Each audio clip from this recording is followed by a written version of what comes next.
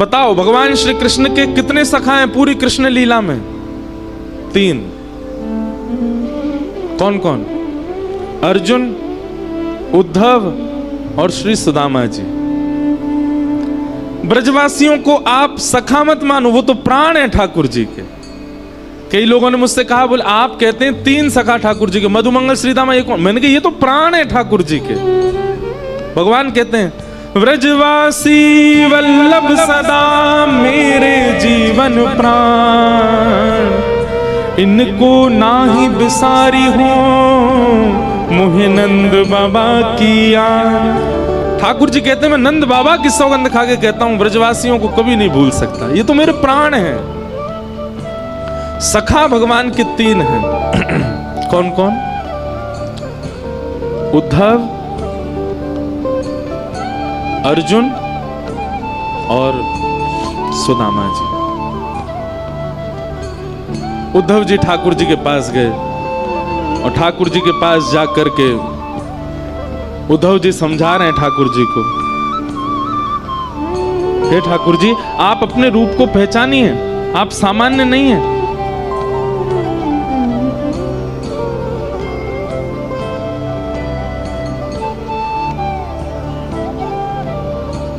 भगवान कहते हैं उद्धव अभी तुझे प्रेम हुआ नहीं है इसलिए तू मुझे मत समझा। हे उद्धव मोहि ब्रज बिसरत नाही, उद्धव मोहि ब्रज बिसरत नाही। वृंदावन गोकुल तन आवत सघन तृणन की छाही, उद्धव मोहि ब्रज बिसरत नाही। ठाकुर जी गा रहे हैं इस पद को, स्वयं भगवान की वाणी है। उद्धव मुझे ब्रज भूला नहीं जाता, मैं वृंदावन को भूल नहीं पा रहा हूं, मैं क्या करूं? क्या क्या याद आ रहा है ठाकुर जी को? भगवान कह रहे हैं प्रात समय माता जसुमती और नंद देख सुख पावत, प्रात समय माता जसुमती और नंद देख सुख पावत, माखन रोटी दयो सजाए अति ही साथ खवावे, उद्धव मोहि ब्रज बिसरत नाही। उद्धव सुबह उठते ही नंद बाबा और यशोदा मैया खाली पेट रहते हैं। क्यों? हमारो लाला जब उठ जाएगा और वाके सुंदर मुखमंडल को जब देख लेंगे, अपनी गोद में बैठा करके पहले वाकू पवाएंगे, फिर मैं जो पाके छोड़ दूं वाकू नंद यशोदा दोनों पावे। मुकु याद आ रही है उद्धव। गोपी ग्वाल बाल संग खेलत सब दिन हसत से रात, सूरदास धन धन ब्रजवासी जिन सो हसत ब्रजनाथ, उद्धव मोहि ब्रज बिसरत नाही, उद्धव मोहि ब्रज बिसरत नाही। भगवान करें उद्धव ये ब्रजवासी मुझको बहुत याद करते हैं, इसीलिए मुझको उनकी याद आ रही है। अब तू एक काम कर दे भैया। बोले कहा एक काम कर, तू ब्रज चलो जा,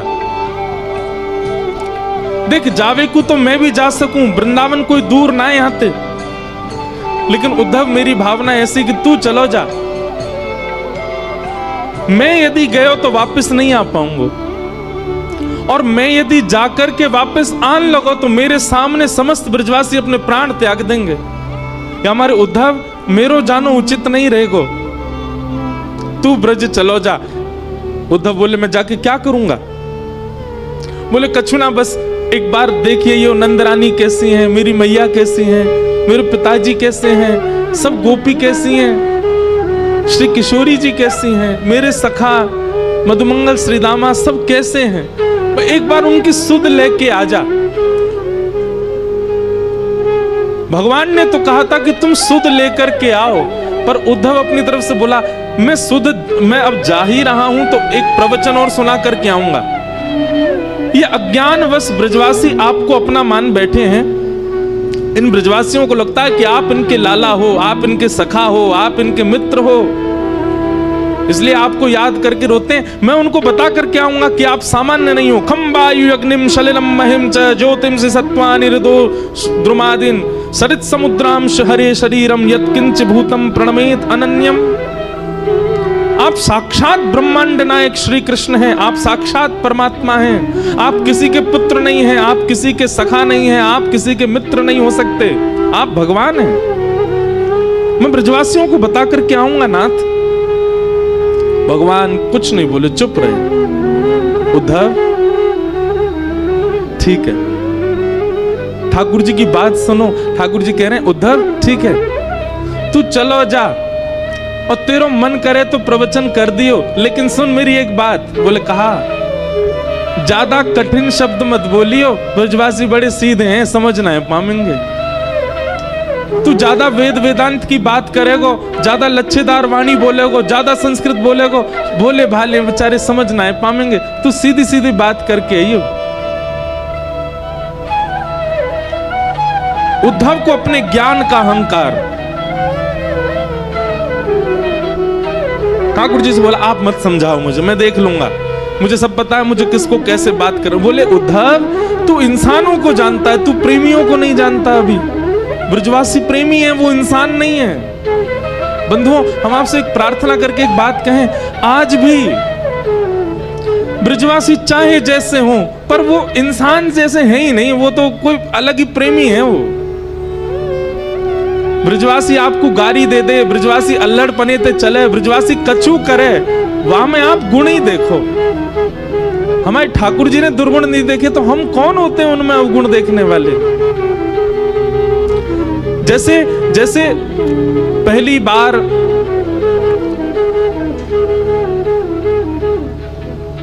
प्रियतमा जब अपने प्रियतम को अपने पिता से मिलाती है, तो बार बार अपने पिता को कहती है, आप ज्यादा तेज नहीं बोलना, आप उसको ऐसे नहीं बोलना, आप पिताजी उसके पिताजी के बारे में कुछ मत बोल देना, आप धीमे बात करना, आप बहुत तेज बोल जाते हैं, वो डर जाएगा। अपने प्रियतम के लिए पक्ष लेती है और सबको समझाती है कि आप ऐसे मत बोलना। ब्याह के बाद भी जब पहली बार दामाद घर आता है, तो बहन जो है वो पूरे घर को बोलती है, ये बात उनसे मत कहना, ऐसे मत कहना, थोड़ा धीरे बोलना, थोड़ा ऐसे करना। क्यों? उनको बुरा ना लगे, क्योंकि प्रेम है ना। ऐसे मानो उद्धव को बार बार घूम घूम के ठाकुर जी समझा रहे, उद्धव ग्वालान तो ऐसे बात मत करियो, मैया तो यूं मत कहियो, और तू बहुत कठिन बोला, ऐसे कठिन मत बोलियो। उद्धव जी रथ में बैठने लगे। ठाकुर जी उद्धव को इतना सिहा करके देख रहे हैं कि कितना भाग्यशाली उद्धव वृंदावन जा रहा है। यहाँ पीछे मैं बोल दूं भैया, सब शांत हो जाए।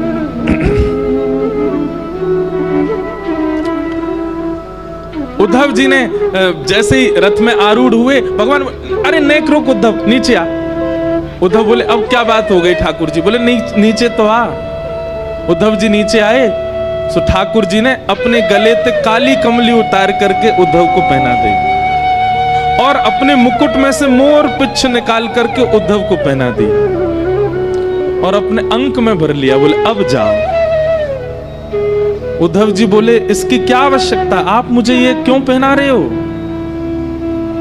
ठाकुर जी बोले, बिना या के जाएगो तो ब्रजवासी तो बात ना करेंगे, या को पहन के जाएगो तो ब्रजवासी इनको लगेगा कि हमारो सखा आयो है। अब जाओ। उद्धव जी महाराज रथ में बैठ करके जा रहे हैं, अपने ज्ञान का अभिमान भर करके जा रहे हैं प्रेम की नगरी में।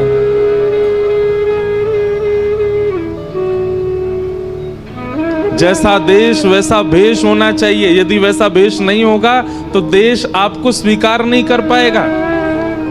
वृंदावन के लिए ज्ञान की आवश्यकता नहीं है, वृंदावन के लिए बहुत यश की आवश्यकता नहीं है, वृंदावन के लिए बहुत संपत्ति होना आवश्यक नहीं है। कुछ नहीं हो चलेगा, पर प्रेम होना बहुत आवश्यक है चित्त में, नहीं तो वृंदावन स्वीकार नहीं करेगा। आप वृंदावन लाख बार हुआ हो, वृंदावन स्वीकार करेगा तो वृंदावन अलग ही दिखने लगेगा आपको। आपको छोटी गलियां नहीं दिखेंगी, आपको भीड़ नहीं दिखेगी, आपको बंदर घूमते कूदते नहीं दिखेंगे, आपको कुछ अलग ही दिखेगा। अगर वृंदावन स्वीकार कर लेगा तो दृष्टि बदल जाएगी। पर वृंदावन स्वीकार के लिए प्रेमी बनकर के जाओ। उद्धव जी महाराज वृंदावन जा रहे हैं। अब वृंदावन की स्थिति सुनो। अभी ठाकुर जी को ब्रज से गए हुए लगभग 4 वर्ष हो गए, 4-5 वर्ष ठाकुर जी को जाए हुए हो गए। वृंदावन की स्थिति क्या है? आज भी इतने वर्ष ठाकुर जी के गए हुए हो गए, आज भी मधुमंगल, श्रीदामा, तन सुखा, मन सुखा, धन सुखा और ब्रजमंडल के समस्त गोप ग्वाल मथुरा के मार्ग पर आकर के बैठ जाते हैं और एक छांव के नीचे बैठ करके मथुरा की ओर देखते रहे। मैं कन्हैया आ रहे होगो, परसों की कह के गयो, आ रहे होगो। रोज प्रतीक्षा करते हैं इतने वर्षों से नित्य, और शाम तक प्रतीक्षा करते करते जैसे ही रात हो जाती है तो रोते रोते जाते हैं और नंद भवन के बाहर जाकर के कहते हैं, अरे यशोदा, ओ मैया सुन, तेरो लाला आजो नहीं आयो। परसों की कह के गयो ना मैया, यही सोच के सो जाइयो कि आज नहीं आवेगो, परसों आवेगो। कल भी मैया यही सोच के सो जाइयो कि परसों आवेगो, परसों भी यही सोच के सो जाइयो कि परसों आवेगो।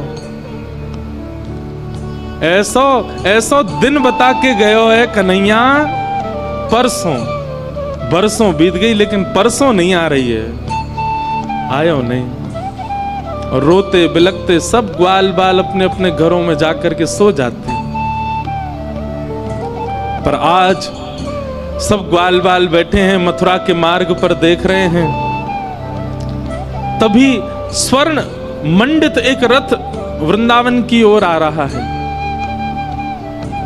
उस रथ को देख करके मधुमंगल, श्रीदामा, तन सुखा, मन सुखा, धन सुखा, सुबल, तोक, ठाकुर जी के सारे सखा, सब में मानो जैसे प्राण की लहर जैसी दौड़ पड़ी हो। अरे कन्हैया आ गयो, अरे हमारो लाला आ गयो, अरे देखो भैया सखा आ गयो, अरे आज परसों आ गई, आज तो कन्हैया आ गयो, अरे मथुरा ते रथ आ रहो भैया, अरे कोई जाओ, जाकर के पूरे वृंदावन में हल्ला मचाओ, व्यवस्था करेंगे, बंधन बार बांधेंगे, रोली लाएंगे, अरे भैया सारी भूल माफ कर देंगे, लाला को हृदय से लगाएंगे, हमारो लाला आ गयो। सब दौड़ने लगे रथ की ओर। मधुमंगल बोलो, मैं नहीं जाऊंगा, तुम सब जाओ, या से बात ना करूंगा मैं, या को मुंह ना देखूंगा मैं। अरे जी बहुत बेकार है, या तो इतना प्रेम कियो मैंने, इतने दिना बाद आ रहा है, कह दियो मधुमंगल तो तोते मित्रता तोड़ चुका है, तुम सबरे जाके मिल लो, मैं ना मिल लो। श्रीदामा समझा रहा, अरे भैया लाला आयो है, एक बार जोड़ते दौड़ के गले लगा ले, फिर भली नाराज है जाइयो, इतने साल बाद आ रहा है, मिल तो ले। मधुमंगल बोलो, सही कह रहे हो श्रीदामा, लाला बहुत दिना बाद आ रहा है, एक बार अंक से भर लूंगा कस के और फिर दारी के ऐसो दूर फेंकूंगा, मुझे फिर मत मिलवाइयो बातें जी, बहुत उद्यमी है, इतने दिना बाद आ रहा हो, चल चल चल दौड़ के सबर मिले बातें। सब ब्रजवासी दौड़ करके गए और बीच मार्ग में ही रथ रोक लिया, चारों तरफ से घेर लिया। सबके मुखमंडल पर प्रसन्नता है और नेत्रों में आंसू है। एक दूसरे को हाथ कस के पकड़ रखो है कि हमारो लाला आ गयो, हमारो कन्हैया आ गयो, देख अब ही उतरेगो रथ में से। तभी रथ का पर्दा हटा और भीतर से श्री उद्धव जी महाराज उतर करके नीचे आए।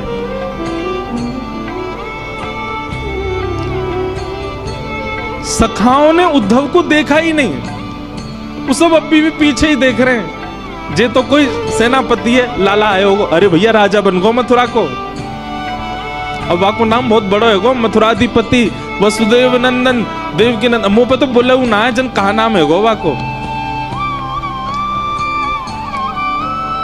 उद्धव जी महाराज बोले जय श्री कृष्ण। सब ग्वाल बाल बोले भैया जय श्री कृष्ण, तू हट जा परे को हट जा, लाला आ रो हमारो लाला उतरेगो रथ में ते। उद्धव जी महाराज कह रहे हैं श्री कृष्ण नहीं आए हैं, मैं उनका अत्यंत घनिष्ठ सखा हूं, मेरा नाम उद्धव है, मैं यदुवंशियों का सेनापति हूं। श्री कृष्ण नहीं आए हैं, आप सबकी खबर लेने के लिए, सुध लेने के लिए उन्होंने मुझको ही भेजा है। उद्धव के ये वचन उन सब सखाओं के कानों में जैसे मानो बाण की तरह लग रहे हों। मधुमंगल तो वहीं बेसुध होके गिर गया और जोर से हंसने लगा और हंसते हुए बोलो देखो भैया श्रीदामा, ओ भैया तन सुखा मन सुखाओ, देख रहे हो परसों की कह के गयो, बरसों तक आयो नहीं है, बरसों बाद भी याद आई है तो स्वयं नहीं आयो, अपनो सखा भेजो हमारी सुध लेवे, ये देखवे भेजो हम मर गए कि जी रहे हैं।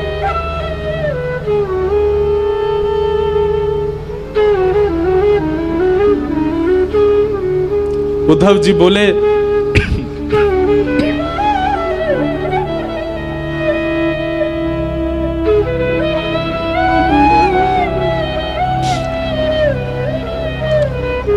श्री कृष्ण आप सबको बहुत याद करते हैं। बोले मत बोले भैया, तू मत बोले, तेरे हाथ जोड़े, तू काय को आयो ये बता दे हमें, तेरो काम पूरा करा दे, अब आगे मत बता, वाह को नाम मत ले हमारे सामने। अब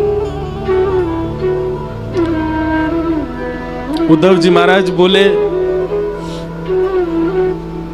मुझे यशोदा मैया से मिलना है, मुझे नंद बाबा से मिलना है, आप में से कोई मुझे मार्ग बताएगा, नंद भवन कहां है, मैं चला जाऊं वहां पर। मधुमंगल बोलो मार्ग बताऊं तो को, आजा मेरे संगा। उद्धव का हाथ पकड़ करके ले गए, एक छोटा सा जल का एक नाला जैसा बह रहा था। बोले या के किनारे किनारो चलो जाइयो, और जहां से ये जल उद्गम है रोए, जहां से ये जल आ रहे होए वही नंद भवन है, चलो जा जा। उद्धव जी बोले नाले का उद्गम नंद भवन से? पहली बार सुन रहा हूं किसी घर से कोई नाला निकलता है क्या?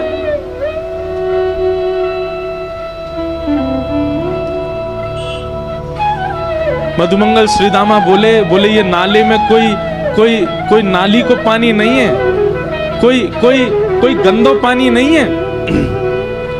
तेरे सखा मथुराधिपति नए नए जो बने हैं श्री कृष्ण, उनके विरह में, उनकी याद में लाखों ब्रजवासी, लाखों ब्रजनारी नंद बाबा यशोदा नंद भवन को घेर करके बैठे रहते हैं और प्रत्येक दिन पिछले 5 वर्षों से नीर बहा रहे हैं। उन्हीं के नेत्रों के अश्रु ही ये धार बन करके बह रहे हैं।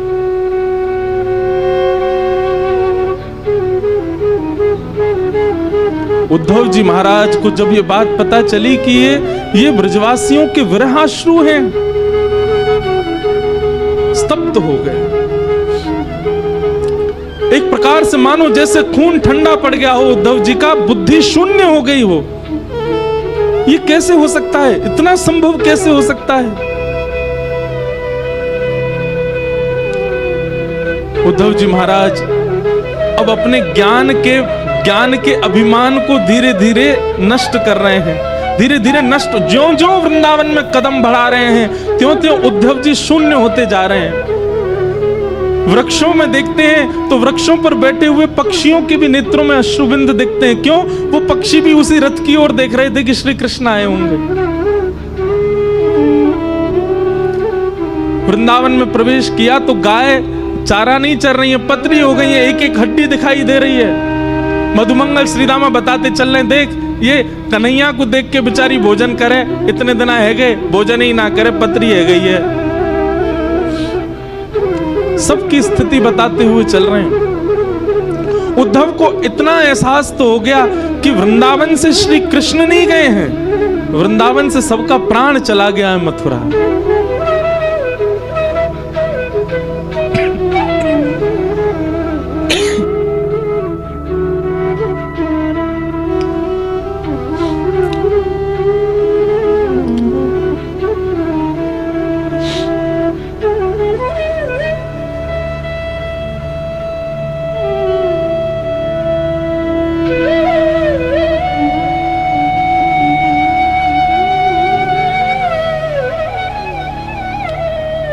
मधुमंगल की वाणी में परमानंद दास जी ने एक पद गाया है, उद्धव को बता रहे हैं क्या। ब्रज के बिहरी लोग बेचारे, ब्रज के बिहरी लोग बेचारे, बिन गोपाल ठगे से ठाड़े, अति दुर्बल तनहारे, ब्रज के बिहरी लोग बिचारे। शब्द सुनिए, बिन गोपाल ठगे से ठाड़े, जैसे कोई ठग करके भाग जाए तो जो ठगा गया है उसकी स्थिति जैसी हो जाती, ऐसे हो गए ब्रजवासी। बिन गोपाल ठगे से ठाड़े, अति दुर्बल तनहारे, ब्रज के बिरही लोग बिचारे। मात जसोदा पंथ निहारे, निरख साज सखारे। माता यशोदा पूरे दिन चिंतन करती रहती है कि कन्हैया आवेगो। उद्धव जी महाराज नंद भवन जब पहुंचे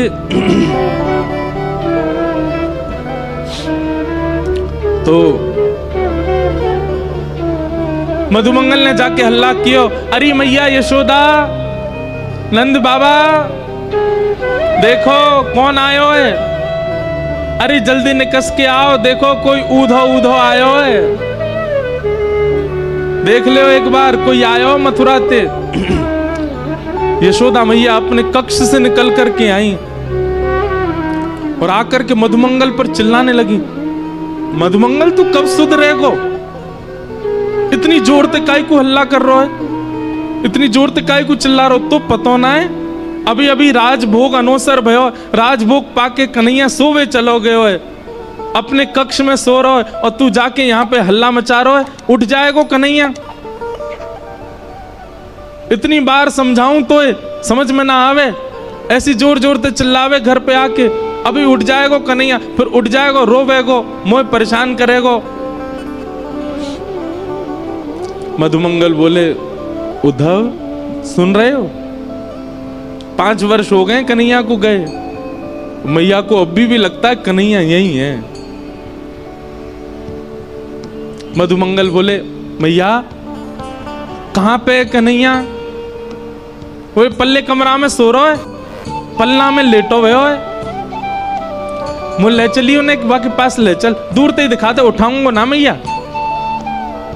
यशोदा मैया बोली, हल्ला मत करियो, चल मैं ले चल रही हूं। और यशोदा मैया धीमे धीमे खंभ पकड़ के चलती है, आंखों से अब दिखता नहीं है, नेत्रों की ज्योति कमजोर हो गई है। यशोदा मैया लेकर के गई और जैसे ही कक्ष में पहुंची हैं, कक्ष खोल करके भीतर प्रवेश करते यशोदा मैया धड़ाम से गिर पड़ी और रुदन करते हुए बोली, अरे मधुमंगल, मैं तो भूल ही गई, कन्हैया तो चलोगो कब को, कन्हैया तो मथुरा में बस गए हो, कन्हैया तो देवकी को लाला है गए हो। मधुमंगल जाकर के यशोदा मैया को हृदय से लगावे, बोले मैया तू चिंता मत कर, आ जाएगो लाला, परसों की कह के गए हो ना, तो बस रोज परसों को चिंतन करे कर, अभी तो आज है, कल और है, परसों आवेगो, तो चिंता मत कर।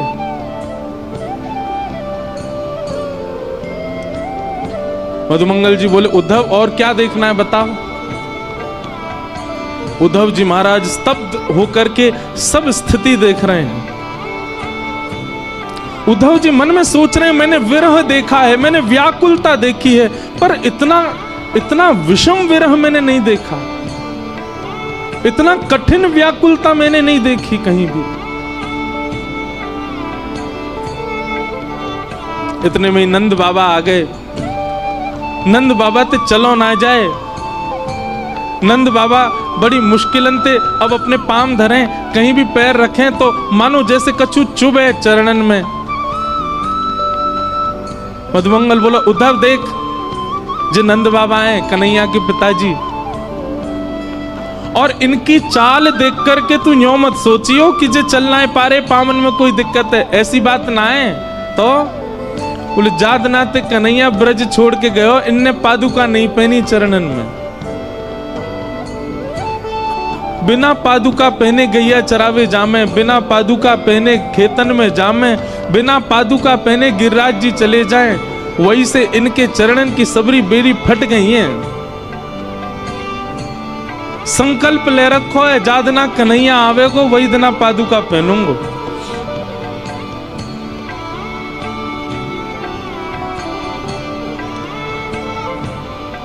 उद्धव जी महाराज ने प्रणाम किया।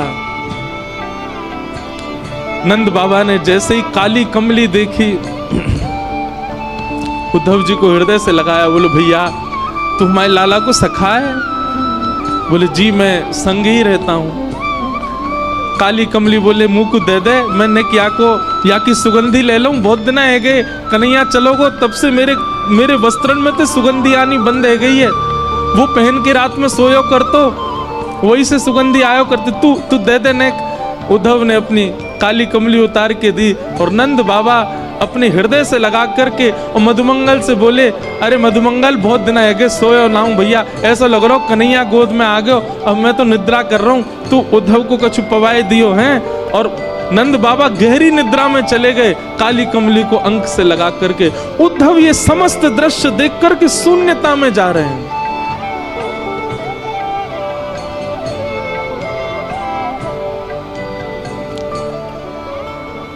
मधुमंगल बोले चल उद्धव तो को गोपीन से मिला के लाऊं।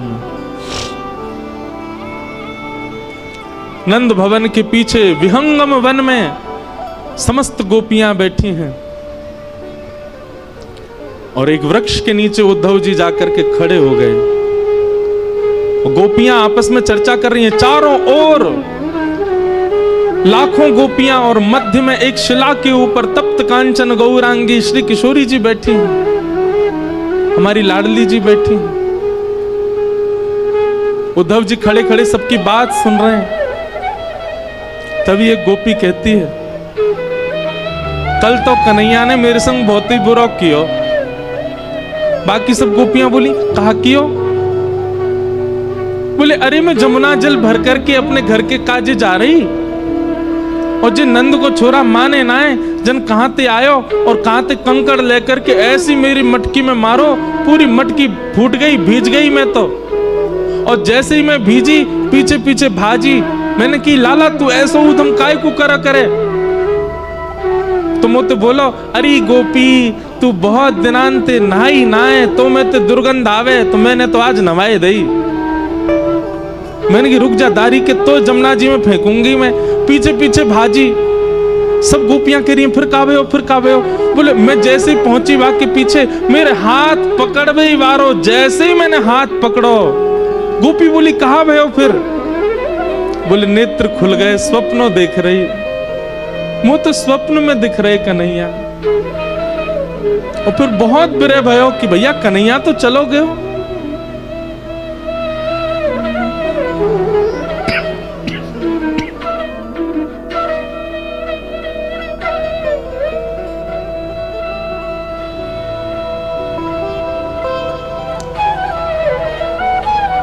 कोई गोपी कोई भाव कहती है, कोई गोपी कोई भाव कहती है।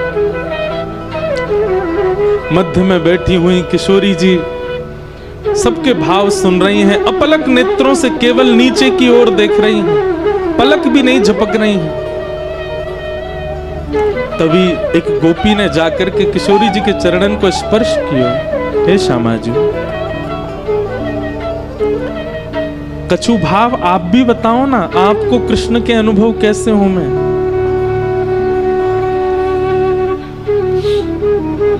किशोरी जी कह रही हैं, तुम सब गोपी कितनी भाग्यशाली हो, क्योंकि तुम सबन को निद्रा में, तुम सबन को स्वप्न में श्री कृष्ण दिखते तो हैं, पर मेरी तो स्थिति ऐसी है, जा दिन से कन्हैया ब्रज छोड़ करके गए हैं, जा दिन से श्याम सुंदर गए हैं, वह दिन से निद्रा ही नहीं आई है, नेत्र ही बंद नहीं हुए, और निद्रा ना आने की वजह से स्वप्न ही नहीं आया। कैसे बताऊं तुमको कि मैंने क्या देखा? तुम भाग्यशाली हो कि तुम सो जाती हो रात को, पर मोह तो नींद ही ना आवे। कन्हैया तो गए, श्याम सुंदर तो गए, पर मेरी बैरणी निद्रा को संग ले गए, मुंह को निद्रा ना आवे।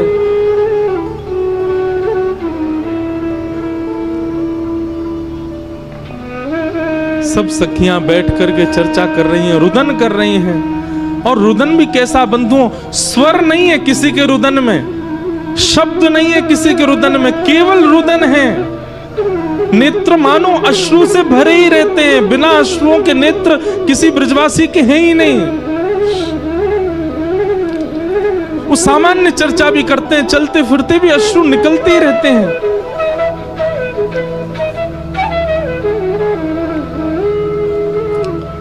तभी एक गोपी की दृष्टि पड़ी वृक्ष के नीचे खड़े हुए उद्धव पर,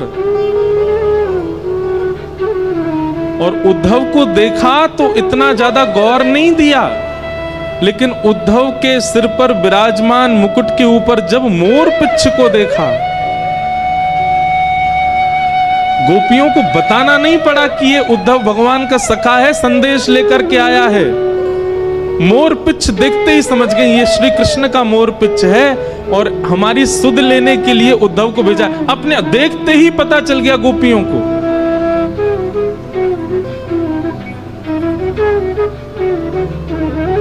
और तभी एक भौरा उड़ता हुआ वहां आया, और उस भौरे के वर्ण को देख करके, भौरे के स्वरूप को देख करके श्री किशोरी जी ने भागवत में केवल एक गीत गाया है, जिसका नाम है भ्रमर गीत। मधुपक तब बंधो मास्पृशांग्रिम सपत्न्या, कुछ विलुलित माला कुंकुमश्मश्रुभिर्न, बहतु मधुपतिस्तन मानिनीनां प्रसादं, यदु सदसि विडम्यं यस्य दूतस्त्वमित्र।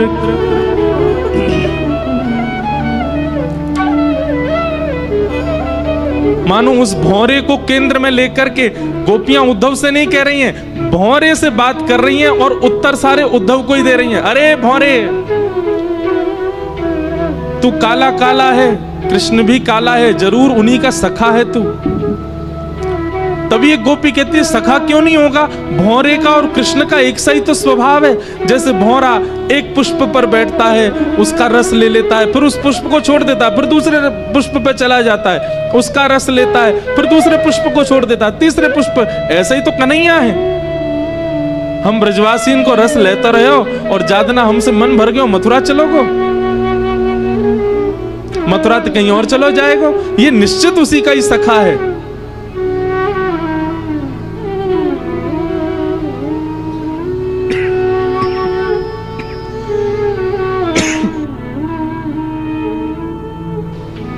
बंधुओं, अर्जुन भगवान श्री कृष्ण का विद्यार्थी है, पर हमारे ब्रजमंडल में उद्धव को ज्यादा मानते हैं। क्यों? क्योंकि उद्धव श्री किशोरी जी का विद्यार्थी है, उसको किशोरी जी ज्ञान दे रहे हैं।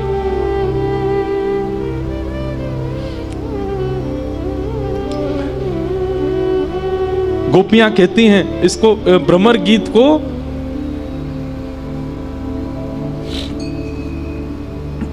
व्याज स्तुति कहते हैं। व्याज स्तुति का मतलब होता है कर तो स्तुति रहे हैं पर टोंट मार मार के स्तुति कर रहे हैं। तो गोपियां यहां पर भगवान पर टोंट मार रही हैं और उद्धव को सुना रही हैं।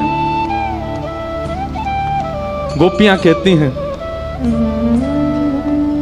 ये उद्धव तो ये श्री कृष्ण तो जन्म जन्मांतर के कपटी हैं। कैसे कपटी हैं? कि मृगयुरिव कपिंद्रम विव्यधे लुब्धधर्मा स्त्रयमकृत विरूपा स्त्रीजितः कामयाना बलिमपि बलिमत्वा वेष्टयद्भावयङ्ग्य तदलवसमस्तस्तुदस्त्यत्कथार्थः। गोपियां कह रही हैं कन्हैया ने हमारे साथ कपट नहीं किया, इनके स्वभाव में ही कपट है। सखियां बोली कैसे कपट? बोले अरे छुप करके बाण मार दिया। किसको? बलि को। बाली को छुप करके बाण मार दिया। कपट किया कि नहीं किया? बोले हाँ कपट तो किया। बोले केवल बाली के साथ नहीं, बलि जिसने तीनों लोगों को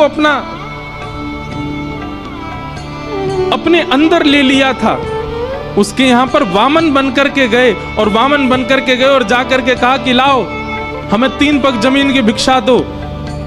जैसे ही बलि ने संकल्प किया विराट हो गए, 2 पैर से तीनों लोक नाप लिए और कहने लगे तुमने 3 पग जमीन देने का वरदान दिया था, मैंने 2 पैर से तीनों लोक नाप, बता तीसरा पैर कहां रखूं, नहीं तो तुझे बंदी बना करके नरक में डाल दूंगा। उसके साथ कपट किया। बन के वामन गए और जैसी संकल्प हुआ विराट हो गए। अरे बेचारी सुरपनखा ब्याह करने आई थी, केवल इतना ही तो कहा था कि आप मुझसे ब्याह कर लो, उसके नाक कान कटवा दिए, उसको विरूपा कर दिया।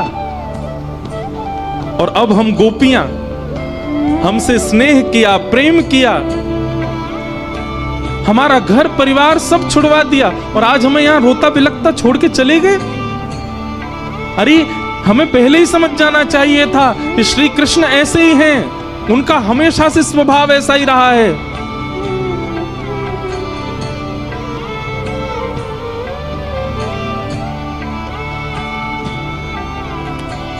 तभी एक गोपी ने उद्धव की ओर अंकित किया, ये देखो उसका सखा आया है हमको समझाने के लिए। हे उद्धव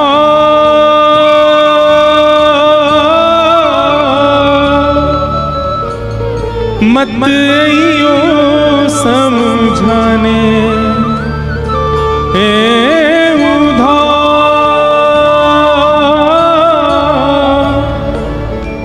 मत आइयो समझाने, जाके कांटा लगे सोहे जाने, जाके कांटा लगे सो ही जाने।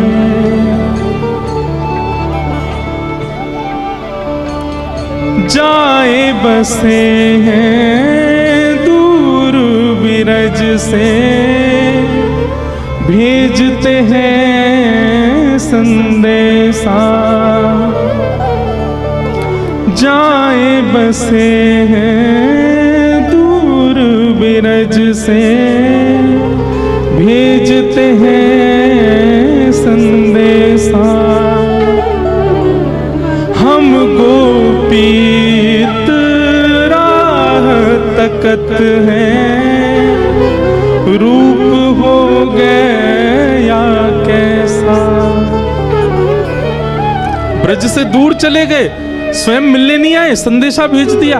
हम गोपियों का रूप देख रहे हो उद्धव कैसा हो गया, रो रो करके उनके प्रेम में, उनके विलाप में। तो तुम कहोगे कि तुमसे तो कुछ समय का संबंध था, तुमसे तो कुछ समय का प्रेम था, यशोदा मैया ने क्या बिगाड़ा था?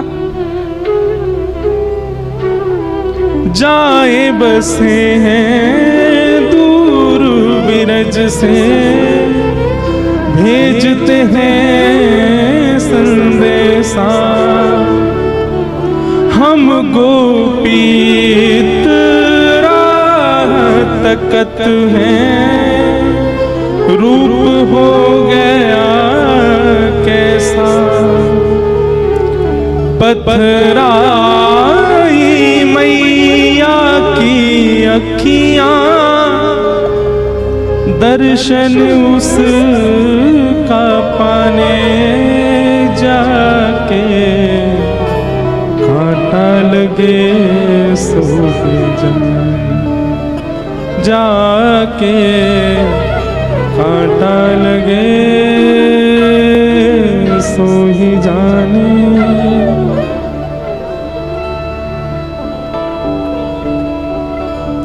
तभी किशोरी जी के समीप में रखी हुई ठाकुर जी की वंशी, बंधुओं एक बात आपने कभी गौर करो या करना चाहिए कि ब्रज से जाकर के ठाकुर जी ने कभी वंशी नहीं बजाई, वेणु वाद्य नहीं किया। ठाकुर जी ने मथुरा जाती आयुध उठा लिए। वृंदावन में ठाकुर जी आयुधों में दर्शन नहीं देते, वृंदावन में ठाकुर जी वंशी में दर्शन देते हैं। वहां ठाकुर जी अपने प्रभाव को छुपाते हैं, अपने स्वभाव को दिखा रहे हैं। वृंदावन से दूर जाते ही ठाकुर जी अपने स्वभाव को छुपा लेते हैं, वहां अपना प्रभाव दिखा रहे हैं। शंख चक्र गदा पद्मधारी त्रिलोकी नाथ, एक भ्रगुटी टेढ़ी करते ही महाराज शिशुपाल की गर्दन सर से अलग कर दी। महाभारत का युद्ध चुटकियों में जिता दिया पांडवों को।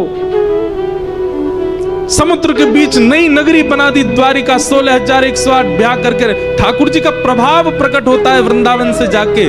वृंदावन में तो ठाकुर जी स्वभाव में रहते हैं, ऐसे कोमल से ठाकुर जी, कोमल कोमल हाथ, कोमल से चरण, कोमल मुखमंडल और पतरी सी नेक्सी सी बंसी बजामे। एक गोपी उस वंशी को लेकर के उद्धव के पास गई। उद्धव,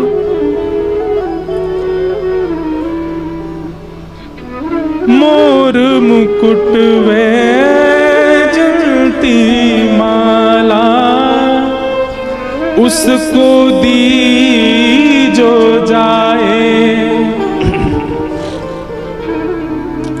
कहियो असुवन जल सो यमुना, खारी ना हो जाए। और ले जाओ ये वंशी उद्धव, उसको याद दिलाने जाके, कांटा लगे सो जाके, कांटा लगे सो ही जाने।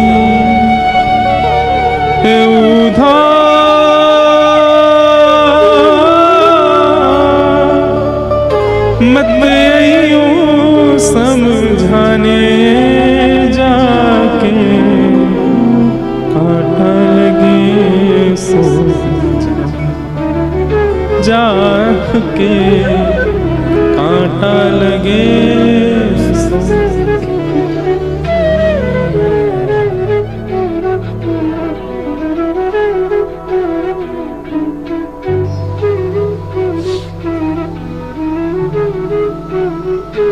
उद्धव 6 महीने तक वहीं बैठे रहे। ठाकुर जी से कह के गए थे मैं शाम को आ जाऊंगा, और 6 महीने तक उन गोपियों के बीच में ही बैठे हैं। श्री जी के रूप का दर्शन कर रहे हैं, सब गोपियों की वार्ता सुन रहे हैं। बेसुध हो गए, भूल गए मैं कौन हूं।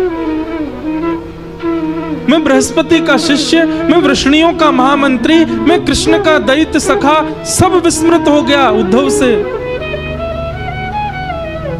दंडवत प्रणाम किया और किशोरी जी के चरणों से लिपट गए और बोले, हे श्यामाजू, अब मुझे कहीं नहीं जाना, सदा आपके श्री चरणों में रहना है।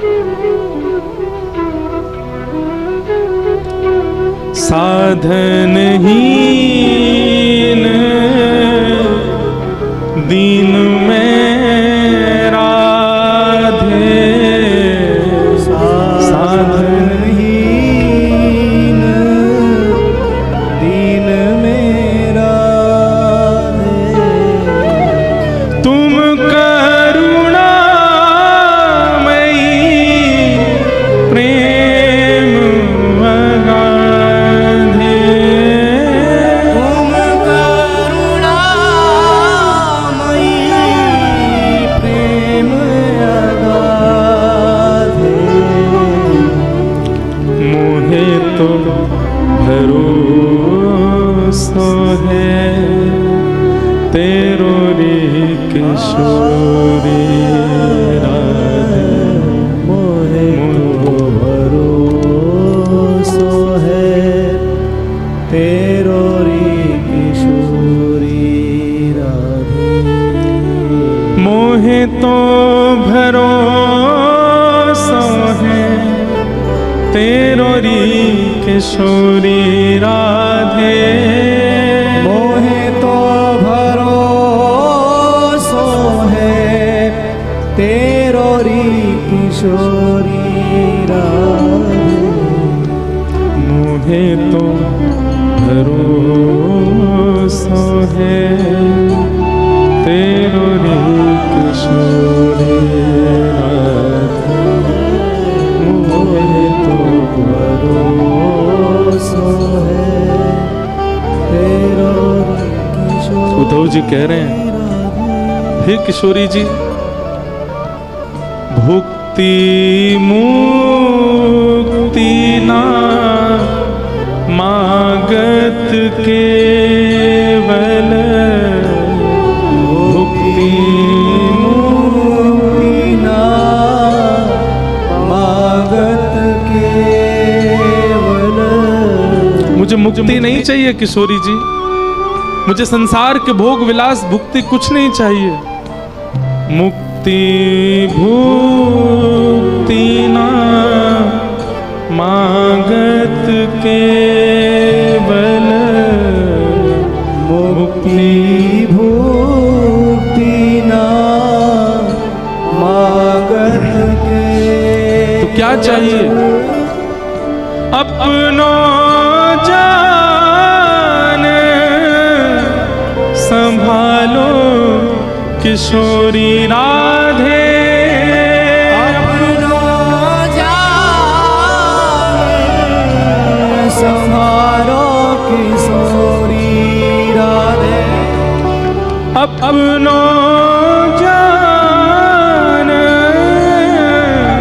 संभालो किशोरी राधे, अपनो जान संभालो किशोरी राधे, मुझे तो भरोसा है तेरो रे किशोरी राधे, मोहे तो भरोसा है तेरो रे किशोरी राधे। उद्धव जी आप जाओ, हमारो कन्हैया आपसे बड़ो प्रेम करे, प्रीति करे। उद्धव, वृंदावन से मथुरा इतना दूर नहीं है कि हम जा नहीं सकते। वृंदावन से मथुरा की दूरी इतनी नहीं है। अरे भैया, हम एक दिन में 2 बार जा सकती हैं मथुरा, पर हमारा प्रेम ऐसा नहीं है कि हम अपने प्रियतम के पास मुंह उठा के ऐसी चली जाएं। हमारे प्रेम को स्वभाव है तत्सुखे सुखित्वम, जहां में हमारो प्रेमी सुखी है वहां में हम सुखी हैं। यदि मथुरा जाकर के मथुरा वासीन के बीच में रह कर के हमारो लाला प्रसन्न है, तो वाकई प्रसन्नता में हम यहाँ रोएंगी, बिलखेंगी, तड़पेंगी, पर जा नहीं सकती उसके पास। हमारो प्रेम ऐसा है ही नहीं कि 24 घंटा प्रियतम के सामने बैठ जाएं। हमारो प्रेम तो वाकई प्रसन्नता में है। उद्धव, अब तुम योग्य हो। हम ब्रजवासी तो ब्रज छोड़ के नहीं जाएंगे। हमने गोपी गीत में पहले ही कन्हैया से कह दी, ते जन्मना ब्रजम अधिकम जयति। कन्हैया, तो से ज्यादा प्रिय हमको ब्रजमंडल है। क्यों? ये ब्रजमंडल भी प्रिय हमें क्यों है? क्योंकि या ब्रज की रज में कन्हैया के चरण चिन्ह है, या ब्रज में कन्हैया की स्मृति है, यमुना जी में कन्हैया के चरणोदल हैं। इन वृक्षन से कन्हैया छुप छुप के गयो है। या हमारे ये ब्रज अब स्मृति बन चुको है। हम या को त्याग ना सके, एक बार को कन्हैया को त्याग देंगे हम। लेकिन उद्धव, तू हम में से कोई है गयो है। अब तू हमारो प्रतिनिधि बन गयो है। हम तो ब्रज छोड़ के ना ही जा सके उद्धव, लेकिन तू चलो जा। और जा करके कन्हैया को खूब ध्यान रखियो, खूब स्नेह रखियो। हम ब्रजवासिन की ज्यादा याद वाय आन मत दियो। उद्धव जी चरण पकड़ करके बैठे, श्री जी से कह रहे हैं मैं सब त्याग दूंगा, लेकिन मैं ब्रज नहीं छोड़ सकता, मैं आपकी सन्निधि नहीं त्याग सकता। किशोरी जी बोली, यदि हम अपनी सेवा की बात कहें तो तू ब्रज में रुकियो, लेकिन हम तो तोको अपने प्राणन की सेवा की अधिकार दे रहे हैं। चलो जा, हमारो प्राण है कन्हैया। तू सदा उनके संग रहेगो तो हमको एक भाव रहेगो कि चलो हमारो एक सेवक कन्हैया के संग है। तू जा, और जा करके कन्हैया को खूब ध्यान कर। 6 महीनों से उद्धव जी एक ही वस्त्र में हैं, एक ही अवस्था में, जैसे आए थे वैसे ही हैं अभी भी। विरह व्याकुल उद्धव जी महाराज रोते बिलखते वृंदावन से जा रहे हैं। वृक्षों को बार बार हृदय से लगा रहे हैं, ब्रजवासियों को हृदय से लगा रहे हैं, सबके चरणों में बार बार प्रणाम कर रहे हैं, बार बार अपनी झोली फैला करके विधाता से कह रहे हैं, एहु विधि ना तो पे अचिरा पसार मांगू, जन्म जन्म दीजो याही ब्रज वसिवो। आशा महो चरण रेणु जशाम हम शाम, वृंदावने किमपि गुल मलतौषधि नाम। हे विधाता, यदि आप मुझसे प्रसन्न हो तो इस वृंदावन का कोई छोटा पौधा बना करके मुझे भेज देना। पैदल ही उद्धव जी महाराज मथुरा को चल दिए, रथ में नहीं गए। और मथुरा में श्री ठाकुर जी के भवन में जैसे ही प्रवेश किया, भगवान श्री कृष्ण अपने आसन से खड़े हो गए। अरे मेरा उद्धव आया, मेरा प्यारा उद्धव आया। उद्धव जी क्रोध में भर करके गए हैं, गले भी नहीं लगे ठाकुर जी के, सीधा हाथ पकड़ा और खींच करके ले जाने लगे। ठाकुर जी बोले, अरे उद्धव कहाँ कर रहे हो भैया, कहाँ कर रहे हो? उद्धव बोला, चलिए मेरे साथ। भगवान बोले, कहाँ? बोले, वृंदावन चलिए, वहीं रहिए। आपके लिए नहीं है मथुरा, आपके लिए नहीं है द्वारिका, आपके लिए नहीं है ब्रह्मांड, आपके लिए नहीं है वैकुंठ, आपके लिए योग्य स्थान पूरे ब्रह्मांड में केवल वृंदावन है। वृंदावन से ज्यादा स्नेह, वृंदावन से ज्यादा प्रेम आपको कोई नहीं कर सकता नाथ। किसी और को दे दीजिए पदवी भगवान की, मत छोड़ करके जाइए इस वृंदावन को, इन ब्रजवासियों को। आपको सौगंध है मेरी, आप चलो वापस। मैं प्राण त्याग दूंगा नाथ चरणों में, यदि आप वापस वृंदावन नहीं चले तो।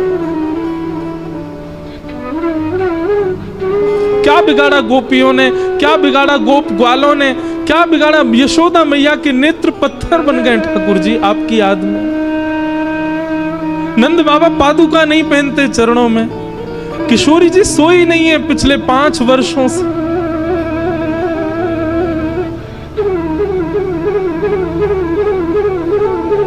आप चलो वृंदावन वापस। नहीं है आपके योग्य ये ब्रह्मांड, नहीं है आपके योग्य कोई और पदवी नाथ। ठाकुर जी ने कस करके उद्धव को हृदय से लगाया। उद्धव, तू ज्ञानी था, तू विरक्त था, तू श्रेष्ठ था,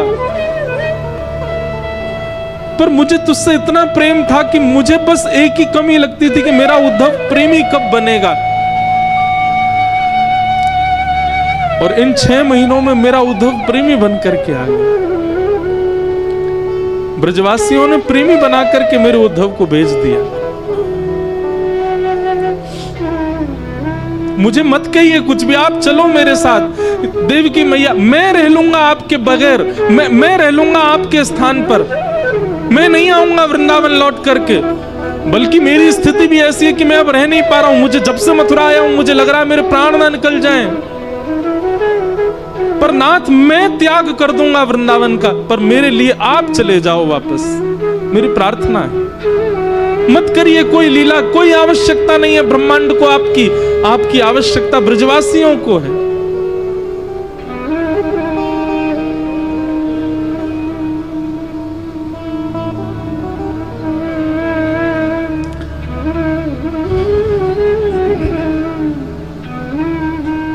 उद्धव बहुत रोए, ठाकुर जी ने हृदय से लगाया और हृदय से लगाकर बोलो, उद्धव एक बार नेत्र बंद कर अपने और सुन। तू तो मुझसे बहुत कह रहा था कि शाम तक आ जाएगा, ऐसा ज्ञान देकर के आएगा ब्रजवासियों को, बृहस्पति का ज्ञान सुना के आएगा, पर ब्रह्म परमात्मा कौन होते हैं ये सब बता करके आएगा। तू तो एक ही दिन में आने वाला, 6 महीना कहां निकल गए तेरे। उद्धव बोला, ये सब बातें करने का समय नहीं है, आप मुझे अब ये बताइए चल रहे हैं कि नहीं तो मैं यहीं प्राण त्याग दूंगा अपने। भगवान बोले, उद्धव नेत्र बंद कर अपने। उद्धव ने नेत्र बंद किए और कहा, अब खोल करके देख। उद्धव ने जैसे ही नेत्र खोल करके देखा तो महल अंतर ध्यान हो गया था। वृंदावन में यमुना जी का पुलिन प्रकट हो गया, सुंदर कदम्ब की छैया है, किशोरी जी ठाकुर जी के बगल में खड़ी हैं, समस्त ब्रजवासी चारों ओर खड़े हैं, नंद बाबा, यशोदा, मधुमंगल, श्रीदामा, तनसुखा, मनसुखा सब ठाकुर जी के समीप में खड़े हैं। और ठाकुर जी के सुंदर बाम अंग में किशोरी जी विराज रही हैं और मध्य में उद्धव खड़े होकर के सब दर्शन कर रहा है। ठाकुर जी के आगे हाथ जोड़ करके बैठ गया, नाथ ये क्या दिखा रहे हैं आप मुझे, ये कैसी लीला है आपकी, ये मैं क्या देख रहा हूं, ये वृंदावन कैसे आ गया, ये सब ब्रजवासी ये सब कैसे यहां पर। ठाकुर जी ने उद्धव को हृदय से लगाया, उद्धव वृंदावनम परित्यज्य पादमेकम न गच्छति। मैं वृंदावन छोड़ करके एक पग भी कभी कहीं नहीं जाता। वृंदावन यानी कोई नगर नहीं, वृंदावन यानी कोई तीर्थ नहीं, वृंदावन यानी कोई स्थान नहीं, वृंदावन यानी श्री युगल राधा कृष्ण ही वृंदावन है। वृंदावन विलग नहीं है उद्धव। तो फिर मथुरा लीला ये सब क्या है।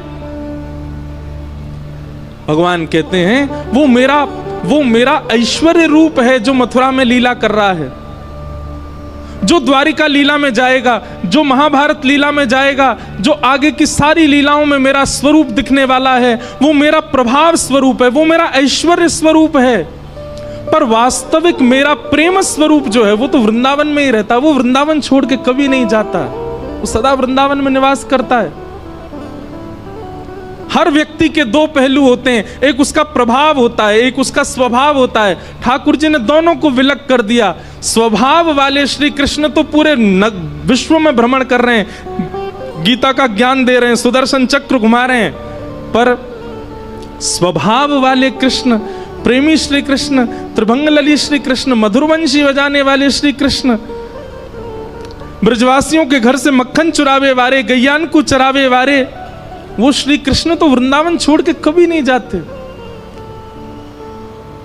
उद्धव मैं सदा ब्रज में रहता हूं, पर प्रत्यक्ष दर्शन मेरा असंभव है। क्यों? क्योंकि वृंदावन का प्रत्येक कण मेरा ही स्वरूप है, वृंदावन के प्रत्येक वृक्ष मेरे स्वरूप हैं। मैं वृंदावन ही हूं, वृंदावन से अलग नहीं हूं मैं। उद्धव बोले, तो फिर मुझे पागल क्यों बनाया आपने? मेरे साथ ये सब क्यों किया कि तू जा वृंदावन की मुझे बहुत याद आती, आदि आदि ये सब लीला मेरे साथ क्यों की, जब आप ही वृंदावन है, वृंदावन आप में ही है, सब सखा ग्वाल बाल और ये सब आपके अंदर विद्यमान है, तो मुझे क्यों भेजा वहां पर।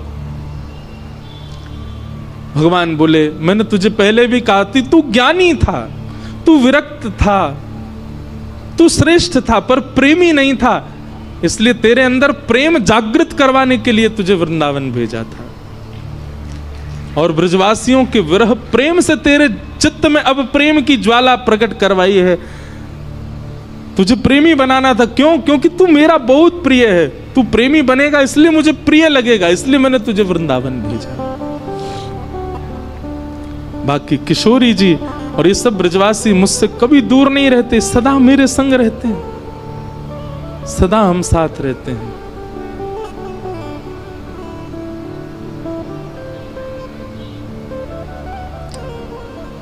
ऊधो सूधो है चलो, सुन गोपिन के बोल, ज्ञान बजाई डुमडुमी, प्रेम बजायो ढोल।